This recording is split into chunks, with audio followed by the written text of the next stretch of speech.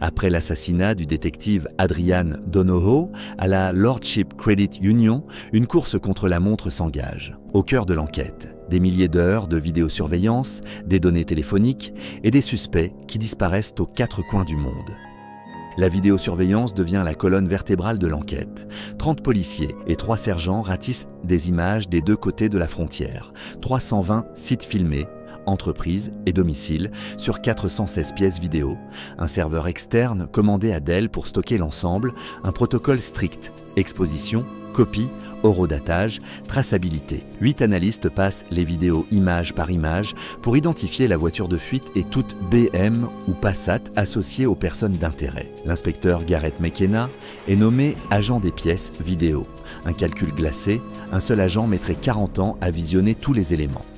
La liste des personnes d'intérêt enfle jusqu'à 207. Des images confirment des alibis et en détruisent d'autres. Aaron Brady et James Flynn ont déclaré être près d'une zone commerciale, mais des caméras d'un magasin d'électroménager voisin prouvaient le contraire. L'enquête sur les caméras de surveillance continue et les policiers se penchent sur la recherche des voitures des braqueurs. Quelques nuits avant le braquage, une Passat est volée. Une BM s'élance après un échange SMS. Appel, elle marque un court arrêt, vue caméra, puis fait des repérages devant la banque. La BM rejoint la Passat. Les deux partent en convoi. Ils quittent la zone, puis se séparent. La Passat est cachée quelque part. La BM revient à son point de départ.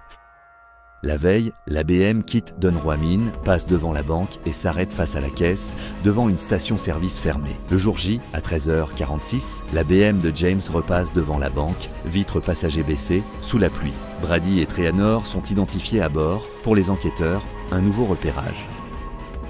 Quelques semaines plus tard, James Flynn tente de vendre sa BMW. Le véhicule est repéré, retrouvé à Belmullet, saisi et envoyé à l'examen. La police fait une perquisition chez les Flynn.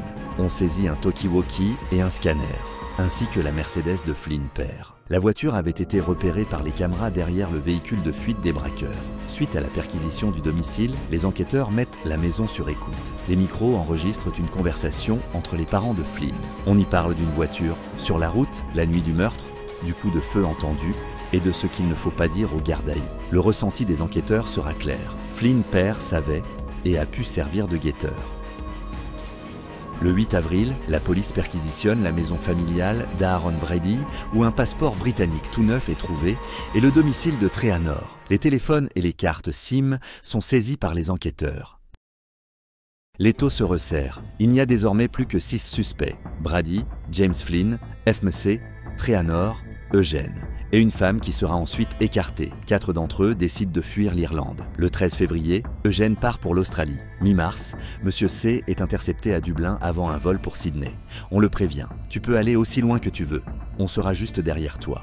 Il atterrit et trouve du travail sur un gazoduc. Le 9 avril, James Flynn arrive à Boston. À son arrivée, un agent de la Joint Terrorism Task Force, une cellule du FBI, le questionne, copie son téléphone et son ordinateur. De nouvelles données alimentent le puzzle.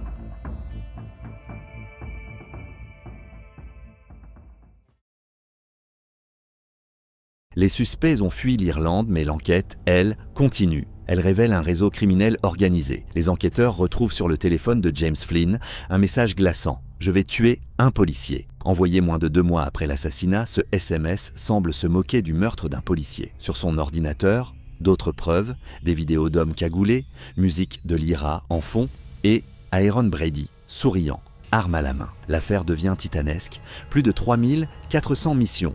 1800 témoignages, des dizaines de perquisitions menant à la saisie de voitures volées, de carburant de contrebande, d'armes et de cigarettes. Les enquêteurs collaborent avec le FBI, la police de New York, la police en Irlande du Nord et les autorités australiennes, car les suspects se sont éparpillés. États-Unis, Australie, Espagne. De son côté, Brady s'installe au nord du Bronx, surnommé la Petite Irlande. Il loge dans des chambres louées, travaille sur des chantiers à Manhattan et joue au football. Quelques mois plus tard, il rejoint les frères Flynn à Boston pour travailler dans le déneigement. Mais début 2014, tout déraille. Il disparaît pendant une tempête de neige avec la voiture de la famille, laissant l'entreprise dans le chaos. La rupture est totale, Brady revient seul à New York. Il s'installe durablement, décroche un emploi bien payé comme conducteur d'engin et reprend le football. Son style de vie s'affiche sur les réseaux. match de Liverpool, soirée dans les pubs irlandais, vie confortable malgré son visa expiré. Pendant ce temps, l'enquête continue sans relâche. La police irlandaise briefe le FBI. Brady est présenté comme un criminel organisé, armé et lié à des cambriolages. Les Américains mettent en place des filatures, infiltrent des agents dans les pubs fréquentés par Brady, tentent d'obtenir son ADN via des bouteilles abandonnées. Mais Brady reste méfiant.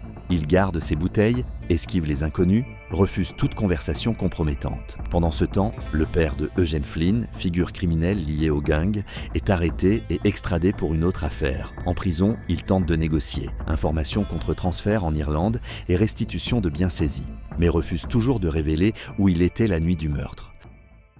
En Irlande, les enquêteurs s'épuisent. Pat Murray, chef d'enquête, doit gérer plusieurs dossiers lourds tout en menant cette chasse à l'homme international. Il frôle la mort à cause d'un caillot sanguin, symbole d'une équipe à bout. Les policiers manquent cruellement d'effectifs. Même Adrian Donohoe, peu avant sa mort, avait dénoncé ce manque de moyens face au gouvernement. Octobre 2015, nouveau drame. Le policier Tony Golden est tué. Il accompagnait une victime de violence chez son ex-compagnon. Un criminel armé libéré sous caution malgré de multiples violations. L'ex-compagnon ouvre le feu, Tony est tué. La femme est grièvement blessée et le tireur se suicide. Ce meurtre ravive la colère d'une police irlandaise déjà meurtrie et dénonçant l'envoi de policiers seuls et non armés face à des individus dangereux. Pendant que l'Irlande pleure ses policiers, Brady affiche une vie sans peur. Fin 2015, il rencontre Danielle Healy, une jeune Irlandaise américaine. Le couple s'installe ensemble, sort dans les bars, assiste à des matchs de NBA. Danielle tombe enceinte. Brady change d'emploi et continue d'exposer sa vie sur les réseaux. Dans son entourage, les rumeurs persistent. C'est lui qui a tiré sur le policier en Irlande.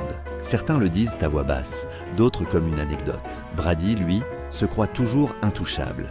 Malgré la coopération entre les polices internationales, les preuves manquent encore pour lancer une inculpation solide. Aaron Brady pensait avoir trouvé refuge outre-Atlantique. Entre bars irlandais, football et chantiers bien payés, il se croyait hors d'atteinte. Mais la traque ne s'est jamais arrêtée. Chaque photo retrouvée, chaque message, chaque témoin interrogé rapproche peu à peu les enquêteurs de la vérité.